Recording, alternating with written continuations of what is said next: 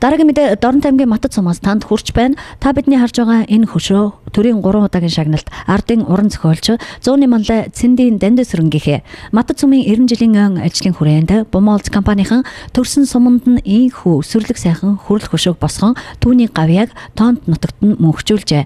Монголын орчин цагийн уран зохиолын үндэслэгчдийн нэг Эрдэмтэн зохиолч Цэндийн Дамдасран 1908 онд Сэцэн аймгийн Матад уулын хошуу одоогийн Дорнот аймгийн Матад сумын Билүүд хэмээх газар төрсөн байна.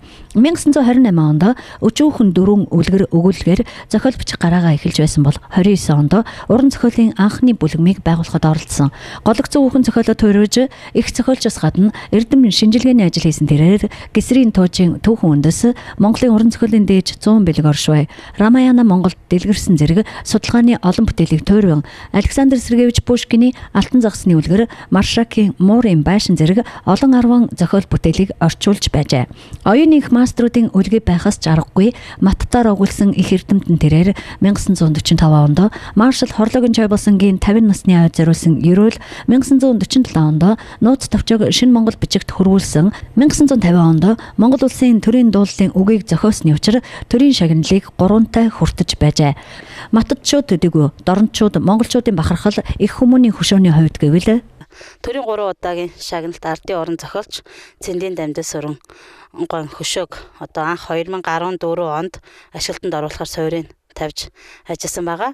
За ингээд 2015 онд энэ хөшөөг маань Бомоолц хийх компани санхүүжилтаар ашиглалтанд оруулсан.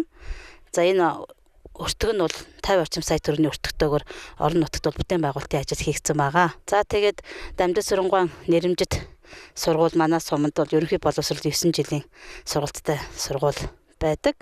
За мөн ардын орон зохиолч Дамдасрангуйгаар авгуулсан ах トゥ хамаатан садан төрөл төрөсд нь бол энэ сум орон нутагтаа бол ажиллаж амьдарч байдаг. Дорнотын Матад 200-ны манлай 20 гаруй гавьяатыг төрүүлсэн эрдэмтэй номтой лам хуврагууд ариун номын сүм дугнууд олноор хуарагнан байсан дагшин бөгөөд догшин газраа ухаант мэрэгд эндээс төрдгийн зүүн их учиртай тухайд эрдэмтэн мэрэгд ярьж бичсэн нь олонтой. Та Дорны удам талын хадган овгийн Матад сумаар очих юм бол их эрдэмтэн Дамдасрангийн хөшөөн дээр очин хүндэтгэлийг үзүүлээрэй.